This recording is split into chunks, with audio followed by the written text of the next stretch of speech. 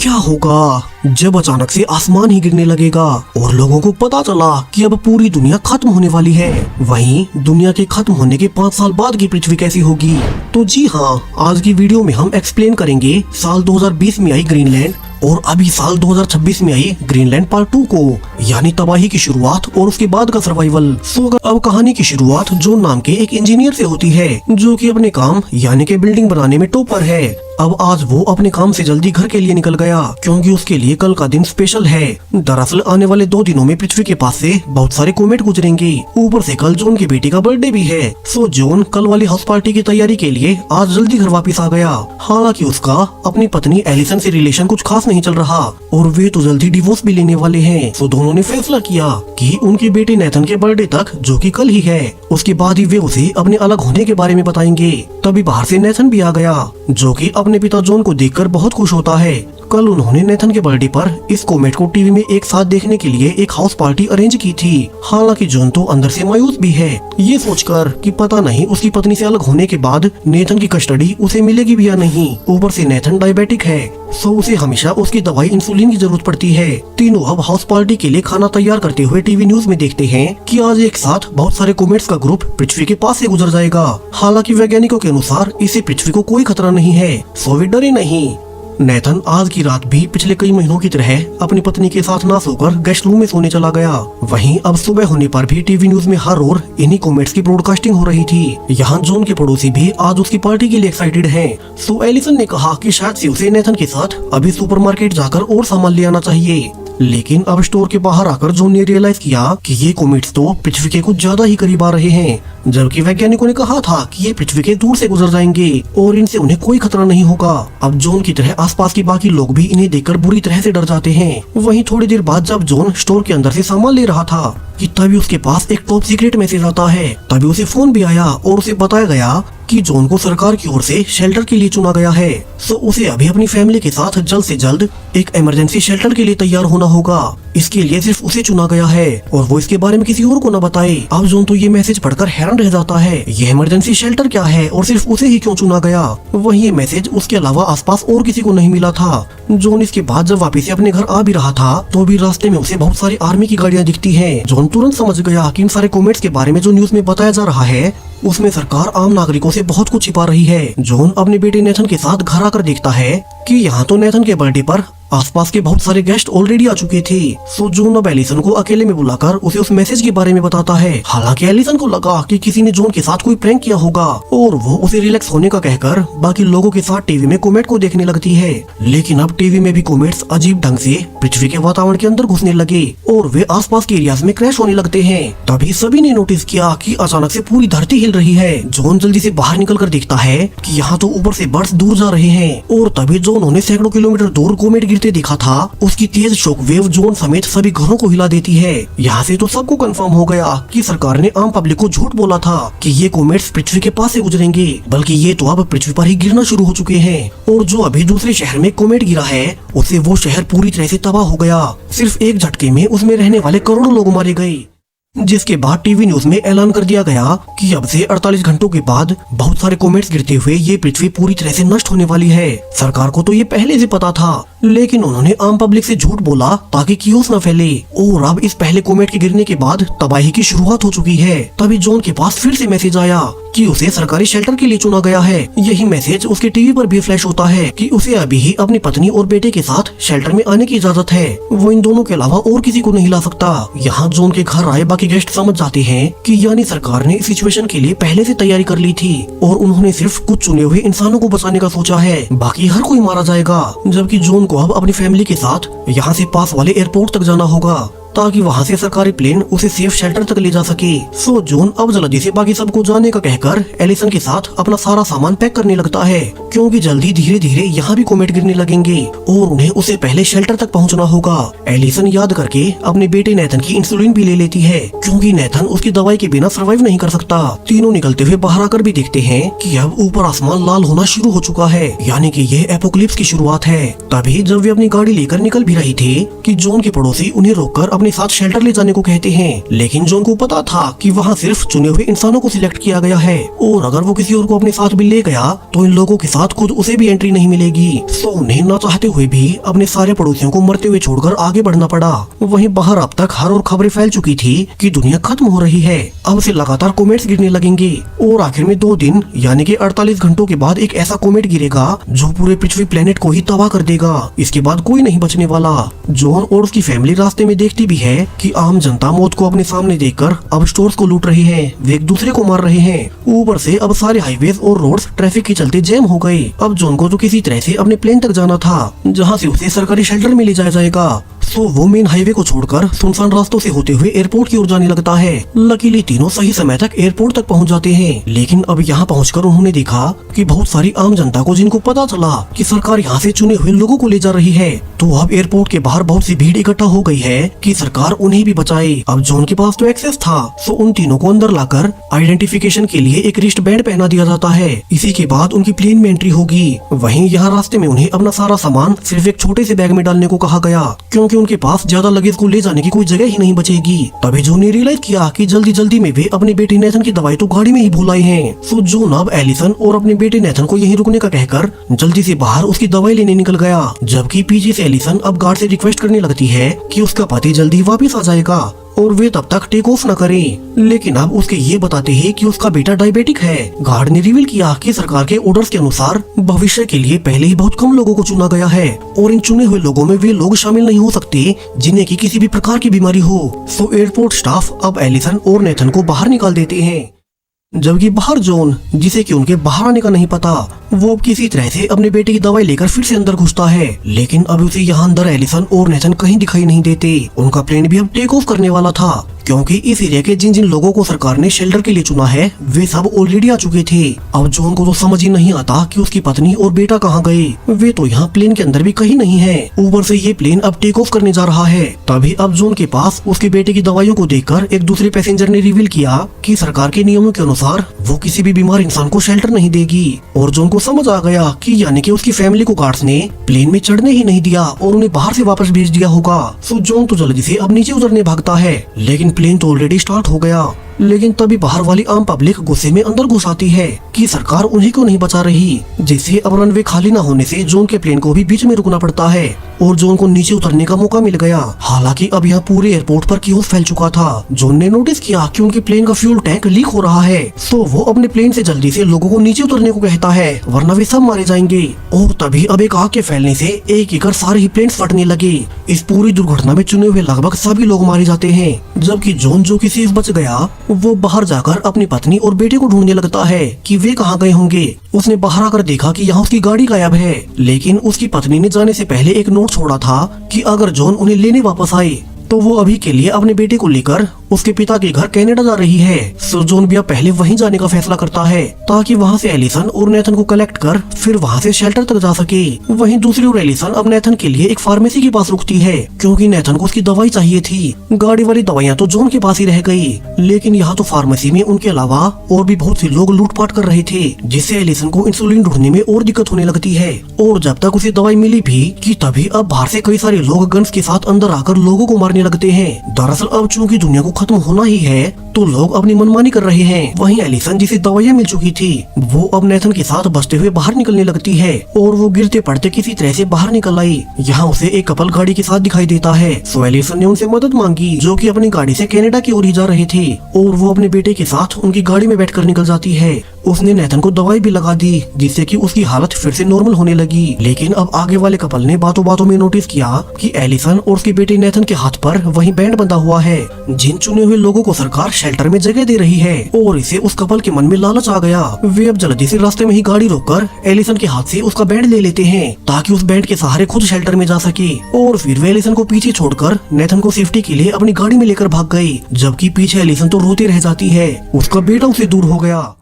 हालांकि अब उसे पता था कि ये कपल यहाँ से दूसरे वाले एयरपोर्ट पर जाएंगे जहाँ से सरकार का शेल्टर के लिए अगला प्लेन निकलने वाला है। सो वो अब रास्ते से लिफ्ट मांगकर उसी दूसरे एयरपोर्ट पर जाने लगती है ताकि अपने बेटे को फिर से पा सके। दूसरी ओर जॉन अकेला ही अब एक ट्रक में लिफ्ट लेकर कनाडा की ओर निकल पड़ा। इसी बीच जॉन के हाथ का बैंड देखकर एक दूसरे सर्वाइवर कोलिन ने रिवील किया कि उसे भी चुना गया था। उसने बताया कि उस शेल्टर की लोकेशन ग्रीनलैंड में है और सरकार ने सिर्फ ऐसे लोगों को चुना है जो भविष्य की सोसाइटी में काम आ सके। अब जॉन ने रियलाइज किया कि चूंकि वो अपनी इंजीनियरिंग की फील्ड में टॉपर है इसलिए उसे शेल्टर के लिए चुना गया होगा। लेकिन तभी अब ट्रक में बैठे बाकी लोग जॉन से उसका बैंड छीनने लगते हैं ताकि वो उसकी जगह लेकर शेल्टर में जा सके और बच सके। और अब जैसा कि होना ही था, जॉन अपने बैंड के लिए लड़ने लगता है। इसी बीच ट्रक का एक्सीडेंट होते हुए वो रास्ते में पलट जाता है जिसमें लकीली अकेला जॉन ही जिंदा बचा।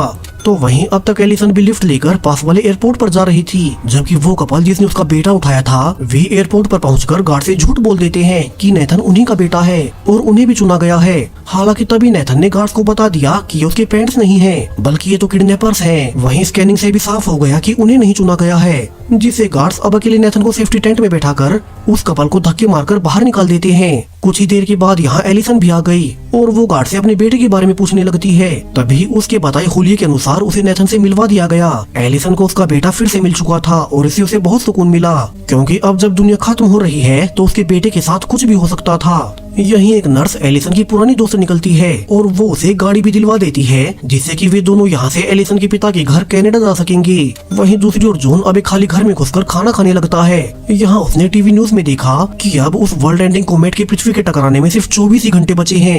तो वो जल्दी से इस घर से गाड़ी की चाबियां ढूंढकर कनाडा निकल पड़ता है ताकि वहाँ से एलिसन और अपने बेटे को लेकर शेल्टर तक पहुँच सके। सिर्फ कुछ ही घंटों की ड्राइविंग के बाद वो वहाँ पहुँच भी गया, लेकिन वो घर के अंदर जाकर देखता है कि यहाँ तो एलिसन के पिता दुनिया के अंत का समय अपने दोस्तों के साथ बिता रहे हैं। जॉन के पूछने पर उन्होंने रिवील किया कि एलिसन तो नेथन को लेकर अभी तक यहाँ आई ही नहीं है और इसे तो जॉन बहुत डर जाता है क्योंकि वे तो उससे भी पहले निकले थे, तो कहीं रास्ते में उनके साथ कोई अनहोनी न हो गई हो। लकीली अब तक एलिसन पास वाले बस स्टेशन पर पहुंच चुकी थी और वो यहाँ से अपने घर पर फोन कर उन्हें पिक करने को कहती है। जॉन और एलिसन का पिता तभी उन्हें लेने निकल गए और जॉन फिर से अपने परिवार को बिल्कुल सेफ देखकर चैन की सांस लेता है। इतने सारे खतरों को पार करते हुए वे फिर से एक हो ही गए। अब यहाँ से उन्हें जॉन ने बताया कि वो सरकारी शेल्टर ग्रीनलैंड में मौजूद है और दुनिया को खत्म करने वाले आखिरी बड़े कोमेट में गिरने में सिर्फ कुछ ही घंटे बचे हैं, तो उन्हें अभी निकलना होगा और वहाँ जाने के लिए कोई प्लेन ढूंढना होगा। अब यहाँ एलिसन के पिता उन्हें बेस्ट ऑफ लक बोलते हुए कहते हैं कि वो अपना पूरा जीवन ऑलरेडी जी चुके हैं, सो वो इन आखिरी बचे 24 घंटों को अपने दोस्तों के साथ कार्ड्स खेलते हुए बिताएंगे। उन्होंने दोनों को सेफ्टी के लिए गन देते हुए आखिरी बार गुड बाय बोला, जिसके बाद जॉन अब एलिसन और नेथन के साथ आगे बढ़ जाता है। लेकिन अब जब वे थोड़ा आगे गए ही थे कि ऊपर आसमान से छोटे कोमेट्स गिरना शुरू हो गए जिससे आसपास के लोग मरने लगते हैं। हालांकि जॉन समझ गया कि वे यहाँ नहीं रुक सकते, तो वो अब गिरते हुए कोमेट्स के बीच ही जंगल के रास्ते को छुपने की जगह ढूंढने लगता है। लकीली उन्हें एक ब्रिज मिल गया और वे बाकी सर्वाइवर्स के साथ उसी के नीचे छिप जाते हैं। जॉन तो यहाँ बाकी लोगों की मदद भी कर रहा था, जिसके बाद अब सब शांत होने पर वे अपने सफर पर आगे बढ़ना जारी रखते हैं। आज पृथ्वी की आखिरी रात है क्योंकि सुबह होने पर वो बड़ा कोमेट सब कुछ तबाह कर देगा। सो दोनों जल्दी से पास वाले लोकल एयरपोर्ट पर पहुंच गए, जहां की उन्होंने देखा कि यहाँ से सरकार का आखिरी प्लेन भी उड़ने ही जा रहा है। तो जॉन अब किसी तरह से उसके सामने गाड़ी लगाकर उसे रुकवाता है और फिर उसके रिक्वेस्ट करने पर कि उन्हें भी चुना गया है। अब उन तीनों को फाइनली प्लेन में जगह मिल ही गई। इस बार वे जानबूझकर नेथन की बीमारी का जिक्र भी नहीं करते। रास्ते में जाते हुए जॉन अपनी फैमिली के साथ बिताए पुराने दिन याद करने लगता है और धीरे धीरे सुबह होने तक फाइनली प्लेन ग्रीनलैंड तक पहुंच ही गया। यहीं पर पहाड़ों के बीच जहां उस कोमेट का सबसे कम असर पहुंचेगा, वहीं सरकार ने एक सेफ शेल्टर बनाया है। अब ये जगह बाहर बाकी की से भरी दुनिया से अलग अब तक बिल्कुल शांत और सुंदर लग रही थी। लेकिन तभी ग्रीनलैंड के पास भी छोटे छोटे कोमेट्स गिरने लगते हैं, जिसकी मैसिव शॉकवेव ये छोटा प्लेन सह नहीं पाता और प्लेन के दोनों इंजन फेल हो जाते हैं। पायलट्स अब किसी तरह से प्लेन को नीचे लाते हुए शेल्टर के करीब ले जाने लगे और उनकी सूझबूझ की मदद से प्लेन एक बर्फ के पहाड़ से टकरा तो गया, लेकिन अंदर बैठे सभी पैसेंजर सेफ थे। जॉन ने देखा कि दोनों पायलट्स बच नहीं सके, लेकिन उन्होंने पैसेंजर्स को बचा लिया। वहीं अब वो बड़ा कोमेट किसी भी वक्त गिर सकता है, सो जॉन बाकी पैसेंजर्स को लेकर उस शेल्टर तक जाने लगता है। लकीली वो शेल्टर उनसे ज्यादा दूर नहीं था, जिससे उनको देखकर सोल्जर्स उन्हें अपने ट्रक्स में लेने आ गए। तभी अब ऊपर धीरे धीरे पूरा आसमान लाल हो गया, यानी कि पृथ्वी के अंत का समय आ चुका है। वो बड़ा कोमेट अब पृथ्वी के वातावरण में घुस चुका था। सो गार्ड सब जल्दी से सभी चुने हुए लोगों को शेल्टर के अंदर छुपाने लगते हैं। जॉन भी अपनी फैमिली को लेकर अंदर आ गया और सभी अब एक साथ बैठकर इस तेज इम्पैक्ट को महसूस करने लगते हैं। फाइनली वो बड़ा कोमेट पृथ्वी से टकरा ही गया और सब कुछ तबाह हो गया। अब इस टकराव के बाद पूरे 9 महीने बीत चुके हैं। उस शेल्टर के अलावा बाकी पूरी पृथ्वी कब्रिस्तान की जैसी बन चुकी थी। शहरों के शहर उजड़ गए, बड़ी बड़ी बिल्डिंग्स बिना इंसानों के अब सिर्फ सीमेंट के ढांचे पर रह गए हैं। वहाँ अब कोई जीवन नहीं बचा। 9 महीने पहले उस भयानक कोमेट के बाद हवा में अब तक भी धूल नीचे नहीं बैठ पाई है। लेकिन अब आज फाइनली पूरे 9 महीने अंदर रहने के बाद शेल्टर का गेट पहली बार खोल दिया जाता है, जिसके अंदर मौजूद पृथ्वी के आखिरी बचे हुए सर्वाइवर्स अब पूरे 9 महीनों के बाद बाहर की दुनिया को देख पा रहे थे। उन्हें बताया गया कि इस एरिया से रेडिएशन थोड़ी कम हो गई है, तो वे जल्दी बाहर जा सकेंगे। अब सिर्फ यही लोग इंसानियत के आखिरी निशान बचे हैं, जिन्हें अब ह्यूमन रेस को इस पोस्ट एपोकलिप्टिक पृथ्वी पर आगे बढ़ाना होगा। और इसी के साथ ग्रीनलैंड 1 मूवी यहीं पर खत्म हो जाती है। अब ग्रीनलैंड पार्ट 2 की शुरुआत पार्ट 1 की घटनाओं के 5 साल बाद के समय से होती है, जहां 5 साल पहले पूरी पृथ्वी एक बड़े कोमेट के गिरने से तबाह हो गई थी। हालांकि उसके पहले ही अलग अलग देशों ने अपने लिए सेफ शेल्टर्स बना लिए और उनमें छिपकर थोड़े बहुत लोग सेफ बच गए। वहीं अब उस घटना के 5 साल बाद तक भी धरती नॉर्मल नहीं हो सकी है। उस कोमेट के कुछ टुकड़े अब तक भी पृथ्वी के चारों ओर घूम रहे हैं और वे समय समय पर नीचे क्रैश होते रहते हैं। बाहर के वातावरण से भी अभी तक रेडिएशन पूरी तरह से खत्म नहीं हुई, जहां धरती पर समय समय पर इलेक्ट्रोमैग्नेटिक तूफान आते रहते हैं। यानी कि 5 साल बीतने के बावजूद शेल्टर्स में छिपे हुए लोग आज तक भी बाहर नहीं निकल सके। वे पिछले 5 सालों से इसी एक शेल्टर में बंद हैं और अब तो इतने लंबे समय तक शेल्टर में ही रहने से उनका सारा खाना और राशन पानी खत्म होने के कगार पर पहुंच गया। सो अब उन्हें जल्द से जल्द कोई तरीका ढूंढना होगा कि वे बाहर सर्वाइव कैसे करें। इसलिए समय समय पर अलग अलग लोगों को टेस्टिंग के लिए बाहर भेजा जाता है। अब आज भी जॉन एक सेफ्टी सूट पहनकर बाहर आया है। वो साथ के साथ रेडियो से अपने बंकर के कांटेक्ट में भी था और उन्हें लगातार बताते जा रहा था कि बाहर के हालात क्या हैं, कैसे आज फिर से लावा धरती के ऊपर निकल रहा है। फिर जॉन समुद्र की ओर गया, जहाँ के कई सारे जहाज और लाइफ बोट्स पलटे पड़े थे।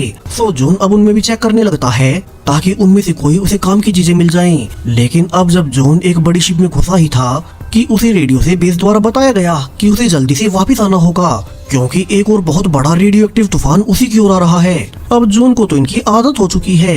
अपने बेस के लिए पिछले 1 साल से वो अकेला ही हर बार बाहर का हाल देखने निकलता है, क्योंकि बाहर की पृथ्वी अब भी बहुत खतरनाक है। सो जॉन अब जल्दी से शिप से निकलकर वापस से बंकर की ओर जाने लगा।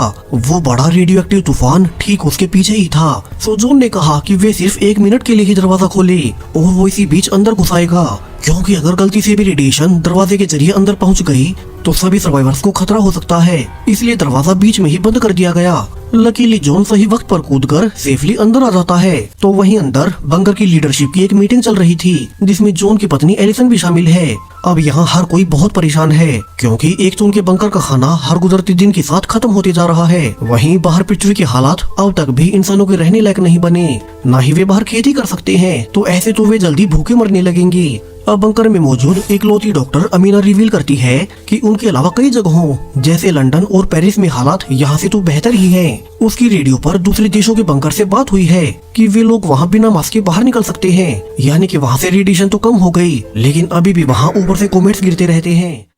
अब डॉक्टर अमीना अपनी छोरी देती है। उसने बताया कि अभी तक उसने जितनी भी रिसर्च की है, तो जिस जगह पर वो बड़ा कोमेट 5 साल पहले क्रैश हुआ था, वहाँ अब कई किलोमीटर लंबा और गहरा क्रेटर बन चुका है। सो उसकी रिसर्च के हिसाब से उस बड़े क्रेटर के अंदर शायद से रेडियो एक्टिव हवाएं पहुँच नहीं पाती होंगी, तो उन्हें वहीं जाना चाहिए और वहाँ शायद से वे खेती भी कर पाएंगे। लेकिन प्रॉब्लम ये है कि एक तो ये कंफर्म नहीं है कि वो जगह सेफ है, ऊपर से वो क्रेटर यहाँ से बहुत दूर है और रास्ते में उन्हें बहुत सारी प्रॉब्लम्स का सामना करना पड़ेगा। रास्ते में आने वाले देशों के लोग जो कि अपने अपने शेल्टर्स में छिपे हैं, अब वे भी रिसोर्सेज के लिए एक दूसरे पर ही अटैक कर रहे हैं और इसी खतरे को देखते हुए अभी के लिए प्लान को रोक दिया जाता है।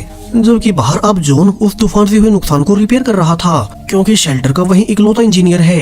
इसके बाद उसकी पत्नी एलिसन और बेटा नेथन उससे मिलने आते हैं। दरअसल 5 साल पहले जब दुनिया नॉर्मल हुआ करती थी, तब जॉन अपनी पत्नी से डिवोर्स लेने वाला था, मगर फिर उसे घटना ने दोनों को फिर से साथ ला दिया और उसके बाद से अब पिछले 5 सालों से उनका रिश्ता बहुत अच्छा चल रहा है।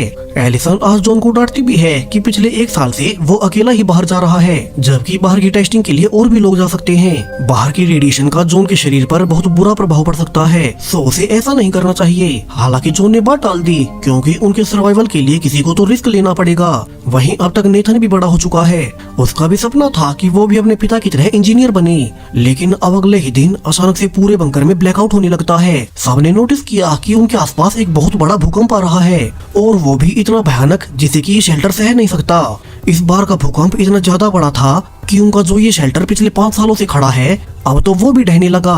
सो जॉन तो जल्दी से अब पहले अपनी पत्नी एलिसन को उठाता है और फिर दोनों साथ मिलकर अपने बेटे नेथन को लेने भागते हैं। लकीली वो तो पहले से ही मास्क के साथ रेडी था। सो तीनों अब अपने काम की सारी चीजें और नेथन की दवाइयों को पैक कर सेफ्टी मास्क के साथ बाहर जाने की तैयारी करने लगते हैं, क्योंकि अब तो उन्हें इस भूकंप के बीच ना चाहते हुए भी बाहर निकलना पड़ेगा।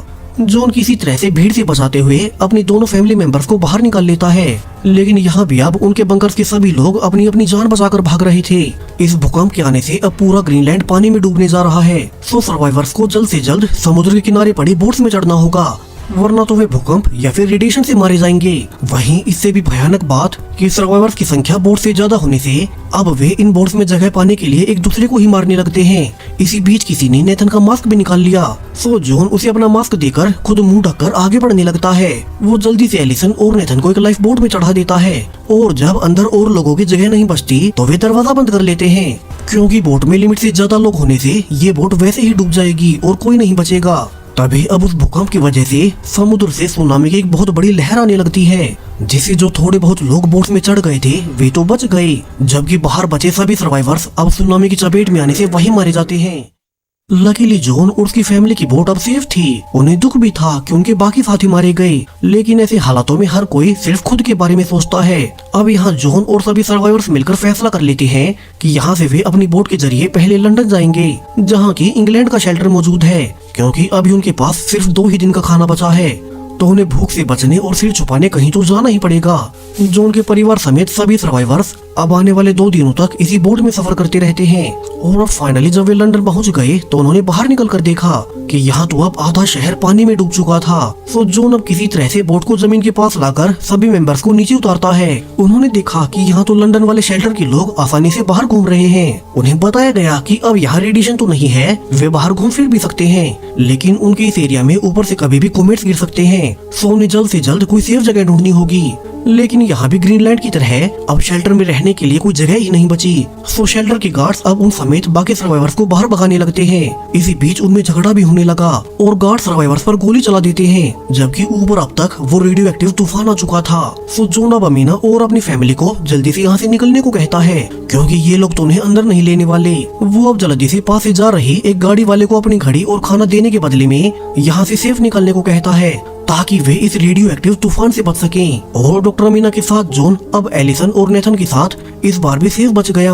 अब डॉक्टर अमीना ने कहा कि ऐसे तो उन्हें हर जगह से भागना ही पड़ेगा, क्योंकि पृथ्वी पर अभी और कोई जगह सेफ ही नहीं है। तो क्यों ना वे बचने के लिए उसी विशाल क्रेटर की ओर चलें, जहाँ की 5 साल पहले वो कोमेट गिरा था और पृथ्वी तबाह हुई थी। उसकी रिसर्च के हिसाब से अब पूरी धरती पर शायद से वही एक जगह है जहाँ की ये रेडियो एक्टिव आंधी नहीं आ सकती, और उनके बचने के लिए सिर्फ एक वही उम्मीद बची है। अब ड्राइवर ने बताया कि लेकिन वहाँ तक जाने में उन्हें कई दिन लगेंगे और रास्ते में दूसरे शेल्टर वाले लोग बहुत खतरनाक हो सकते हैं। सो अभी के लिए एलिसन कहती है कि एक बार उसने अपने रेडियो से यहीं किसी से संपर्क किया था, तो वे पहले उसकी उसी दोस्त के घर जाएंगे और फिर उसे पूरी जानकारी लेकर तभी आगे बढ़ेंगे। जबकि अब नेथन को तो यकीन ही नहीं आता कि जिस कोमेट ने 5 साल पहले पृथ्वी का विनाश किया था, अब उसी क्रेटर के अंदर जीवन शुरू हो सकता है। सभी अब काफी दूर आने के बाद रास्ते में कुछ देर गाड़ी रोककर रेस्ट करने लगते हैं। ड्राइवर ने बताया कि एलिसन के दोस्त की लोकेशन यहाँ से सिर्फ 30 मिनट की दूरी पर बची है। दोनों बातें कर ही रहे थे कि तभी जॉन ने रियलाइज किया कि यहाँ पर तो अभी कोमेट्स गिरने वाले हैं। सो जॉन सभी को अब पेड़ों के नीचे छुपने को कहता है और वो खुद भी नेथन को लेकर एक पेड़ से चिपक गया। अब वे बस उम्मीद ही कर सकते थे कि कोई कोमेट का हिस्सा उनके ऊपर न गिर जाए, लेकिन तभी वो ड्राइवर अपनी गाड़ी को भी पेड़ों के नीचे लाने भागता है। जॉन ने उसे रोकने की कोशिश भी की कि वो भी खुद की जान बचाए, लेकिन तभी एक कोमेट आकर ड्राइवर और गाड़ी दोनों को उड़ा ले जाता है और वो बच नहीं सका। अब कुछ घंटों के बाद जब सब शांत हो गया तो चारों अब गाड़ी से अपना अपना काम का सामान लेकर पैदल ही एलिसन के दोस्त के घर जाने लगते हैं। फाइनली वे पूरे 2 घंटों तक पैदल चलकर वहां पहुंच भी गए। यहाँ जॉन ने देखा कि ये लोग अपना यहाँ एक नया शेल्टर बनाए हुए हैं। अब एलिसन की दोस्त को जॉन ने बताया कि उनकी डॉक्टर के अनुसार उस बड़े क्रेटर के अंदर जीवन संभव हो सकता है, वहाँ रेडिएशन और कोमेट्स नहीं आते। लेकिन तभी एलिसन की दोस्त ने रिवील किया कि उस जगह पर जाना बहुत मुश्किल है, दरअसल वो जगह फ्रांस में पड़ती है और यहाँ इंग्लैंड से वहाँ जाने के बीच उन्हें समुद्र पार करना होगा। सो वो तो उन्हें अपनी ओर से गाड़ी और खाना ही दे सकती है। वो खुद यहाँ अपने साथियों को छोड़कर उनके साथ नहीं चल सकती। सो अब सुबह यहाँ से निकलने का सोचकर सभी सो जाते हैं। लेकिन रात को एलिसन की नींद खुली और उसने रियलाइज किया कि जॉन पिछले कुछ दिनों से कुछ ज्यादा ही खास रहा है। और जॉन से पूछने पर अब वो एक बहुत बड़ा राज रिवील करता है। दरअसल पिछले इतने सालों से जब वो अकेला ही अपने शेल्टर के लिए बाहर जाकर टेस्टिंग किया करता था, तो हर बार कुछ न कुछ रेडिएशन उसके शरीर के अंदर चली जाती। और अभी कुछ ही हफ्तों पहले उसे डॉक्टर से पता चला कि जॉन को रेडिएशन की वजह से कैंसर हो चुका है और अब तो उसके पास जीने के सिर्फ 6 ही हफ्ते बचे हैं। इसलिए जॉन ने कहा कि वो मरने से पहले अपने परिवार को उस सेफ जगह तक पहुंचाना चाहता है। इसलिए वो अपने मरने की खबर उन्हें देना भी नहीं चाहता था। अब एलिसन को बहुत बुरा लगता है कि उसका पति अपने आखिरी समय में भी जब वो खुद मर रहा है, वो अपने परिवार को एक सेफ फ्यूचर देकर जाना चाहता है। अब अगली सुबह से एलिसन की दोस्त उन्हें एक गाड़ी और खाने के सामान के साथ एक गन भी दे देती है, क्योंकि रास्ते में दूसरे सर्वाइवर्स उन पर अटैक कर सकते हैं। उसने बताया कि इस गाड़ी से समुद्र के पास जाने के बाद उन्हें समुद्र के पानी को पार करने के लिए बोट लेनी होगी, जिसके बाद अब डॉक्टर अमीना के साथ जॉन और उसका परिवार अपने सफर पर निकल पड़ते हैं। लेकिन अब जब वे थोड़ा आगे गए ही थे कि साइड से किसी ने डॉक्टर अमीना को गोली मार दी। दरअसल यहाँ तो कुछ लुटेरे छिपे थे, ऐसे लोग जो कि यहाँ से गुजरने वाले सर्वाइवर्स को मारकर उनका सामान छीन लेते हैं। लेकिन जॉन पूरी तैयारी के साथ आया था और अब वो एक एक कर उन सभी को मार देता है। लेकिन डॉक्टर अमीना जिसे की पहले गोली लग गई थी वो बच नहीं पाती। सुबह होने पर जॉन, एलिसन और नेथन उनका अंतिम संस्कार करते हैं। लेकिन अब चूंकि यहाँ भी किसी भी वक्त कोमेट्स गिर सकते थे, तो तीनों जल्दी से आगे बढ़ गए। वे अब कई घंटों के सफर के बाद जब समुद्र के किनारे पर पहुँचते हैं, तो वे ये देखकर हैरान रह गए कि अब तो यहाँ समुद्र ही नहीं है। उन्हें समझ आ गया कि कैसे 5 साल पहले उस बड़े कोमेट के गिरने से अब पूरा समुद्र ही शिफ्ट हो चुका है। अब जॉन के लिए तो ये फायदेमंद था, क्योंकि अब उन्हें गाड़ी नहीं छोड़नी पड़ेगी और वे अपनी गाड़ी में ही बैठकर सूखे हुए समुद्र से आगे जाने लगते हैं। रास्ते में उन्हें बड़ी बड़ी वेल्स मछलियों के कंकाल भी दिखते हैं और वे फाइनली फ्रांस की बाउंड्री तक पहुंच ही गए। लेकिन अब यहाँ बीच में एक बड़ी खाई के होने से अब उन्हें बाकी सर्वाइवर्स की तरह एक रस्सी से लटककर 2 बड़ी बड़ी खाइयों को पार करना होगा। उनके रास्ते में एक प्लेटफॉर्म वाला पत्थर भी है, जहाँ उतरकर उन्हें दूसरा ब्रिज पार करना है और ये रास्ता बहुत खतरनाक है। अब जॉन के पास तो पीछे मुड़ने का कोई सवाल ही नहीं। सो वो अब नेथन और एलिसन को यकीन दिलाकर कि वो उन्हें कुछ नहीं होने देगा, तीनों अब एक रस्सी से लटककर पहले प्लेटफॉर्म की ओर जाने लगते हैं। लेकिन अब खाई के बीच से तूफान आने लगा, जिसे रस्सी से लटके सभी सर्वाइवर्स को आगे बढ़ने में दिक्कत होने लगती है। लेकिन जॉन और उसकी फैमिली समेत सभी लोग अब खाई के बीच मौजूद प्लेटफॉर्म तक पहुंच ही गए। अब उनकी एक खाई तो पार हो गई और उन्हें लगा कि अब वे दूसरी खाई भी पार कर लेंगे। लेकिन तभी यहाँ एक बहुत बड़ा भूकंप आने लगता है, यानी कि जिस प्लेटफॉर्म पर अभी वे खड़े हैं ये भी भूकंप से नीचे ढह जाएगा और वे सभी मारे जाएंगे। सो जॉन ने जल्दी से कहा कि उन्हें अभी आगे बढ़ना होगा, तो वही भूकंप भी समय के साथ अब बढ़ते ही जा रहा था। इसी बीच खाई के बीच लटकी 3 रस्सियों में से एक टूट भी जाती है और उस पर लटके हुए सभी लोग मारे गए, जबकि अब जॉन की फैमिली समेत बाकी की 2 रस्सियां भी हिल रही थी। तभी एक झटका लगा, जिससे प्लेटफॉर्म का हिस्सा टूटने से नेथन नीचे गिरने वाला था, लेकिन जॉन उसे बचा लेता है, जबकि पीछे से प्लेटफॉर्म अब लगातार गिरते ही जा रहा था। लेकिन जॉन ने आखिरकार एलिसन और अपने बेटे नेथन को बचा ही लिया, यानी कि वे फाइनली फ्रांस पहुंच ही गए और वो क्रेटर उनसे ज्यादा दूर नहीं था। तीनों आने वाले 2 दिनों के सफर के बाद फाइनली उस क्रेटर तक पहुंच ही जाते हैं। उन्होंने रियलाइज किया कि अब उनके अलावा भी और भी सर्वाइवर्स यहीं आ रहे हैं, यानी कि बाकियों ने भी इस जगह पर डॉक्टर अमीना की तरह ही रिसर्च कर ली थी, जिससे कि जॉन और उसके परिवार को उस क्रेटर तक जाने में एक बस भी मिल गई। लेकिन अब इसी बीच जब वे एक साथ बस में बैठकर उस क्रेटर की ओर जा ही रहे थे कि रास्ते में कुछ लोग बस को रुकवाकर उस पर अटैक कर देते हैं, ताकि सेफ जगह पर उनके अलावा और कोई न पहुंच सके।